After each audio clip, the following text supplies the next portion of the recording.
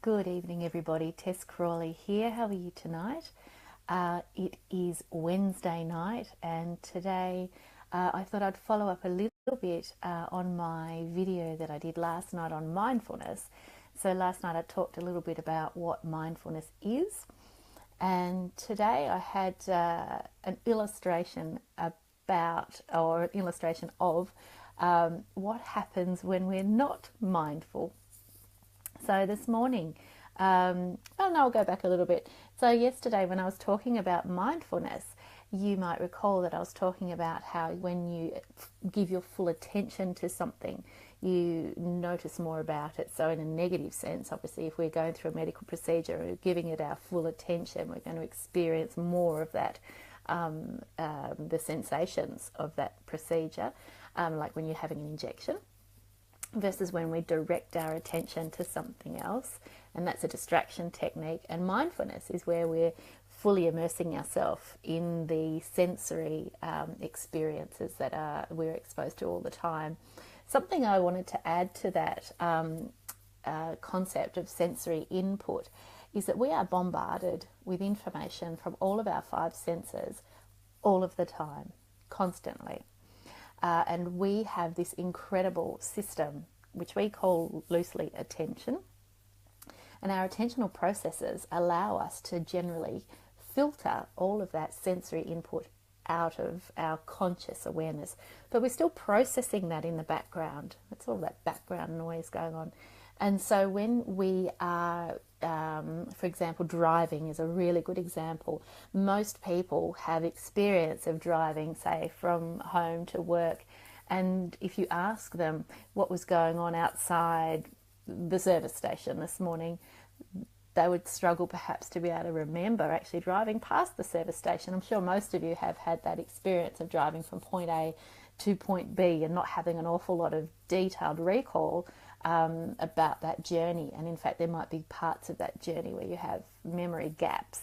Some people get frightened by those memory gaps, but it is actually very, very normal if we're fully occupied with something else going on in our mind. So we might be worrying about the day ahead. So this morning, my children thought their luck had changed because I was fully occupied with thoughts of my day ahead. And then a little voice piped up in the back of my car and said, "Why have we just driven straight past school?" And then they spent the next 10 minutes kicking themselves, wishing they'd kept quiet a little bit longer. So when we are not attending mindfully to what's going on around us, we can actually do that. We can miss information.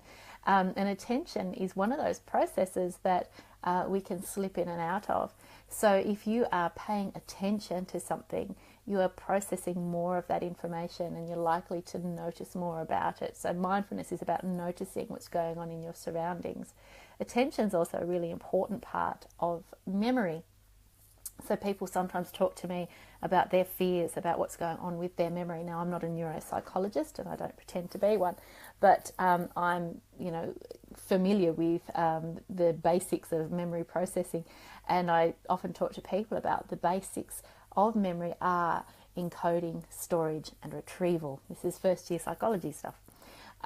If we have not paid full attention at the encoding stage, then we can't store it accurately. And if we can't store it accurately, we're going to struggle to retrieve the information we want. So I think a lot of you who might have memories of exams at school or university might have memories of struggling to retrieve certain information when it appears on an exam paper.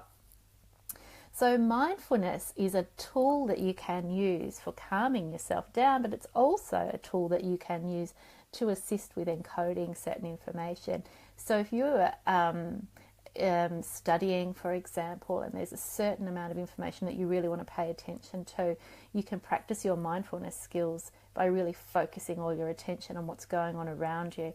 So you've got more of a sensorily encoded memory of that particular situation, having a really clear visual image about what your lecturer was wearing, who you were sitting next to, can really help you place yourself back in that exam room, in that lecture hall, when it comes time later on in that exam room to be trying to retrieve some of that information.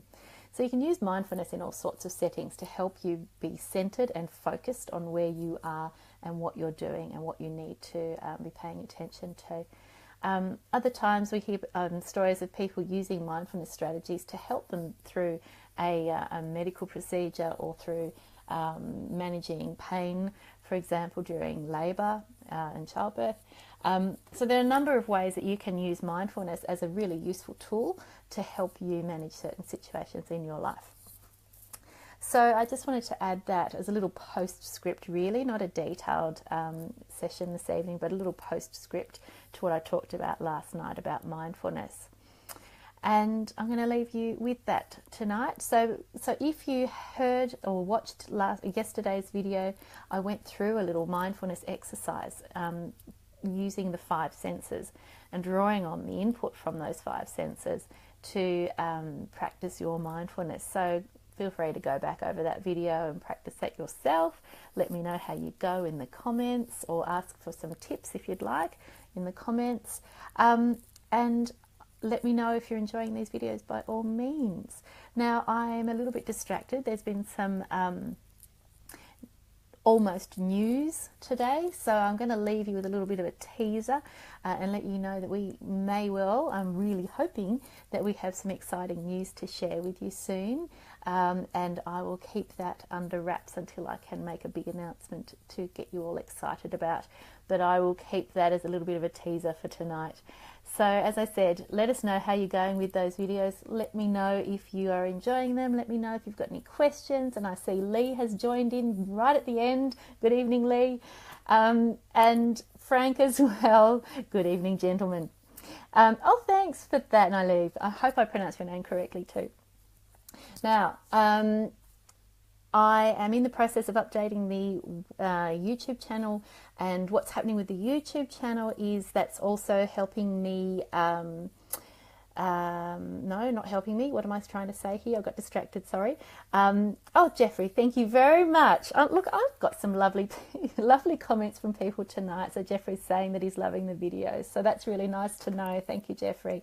Now you've thrown me for a loop. I was going to say that these videos are also informing the blog section on my website. So if you have a look at the website, some of the information that I've talked about in the past is on the website under the blog section. I've just had a whole bunch of videos transcribed, and then what I do with those transcriptions is I edit them down to a blog posting that goes on the website and links to the video as well. So if you're looking for some of the information I've talked about in the past, you might find it on the website, and if it's not quite there, it will come in the future. So some of the more recent videos haven't been transcribed yet. Anyway, I really should go. Thanks for joining me this evening, all of you, and I will, hi Frank, and I will talk to you all again tomorrow. Have a fabulous evening. Bye bye for now.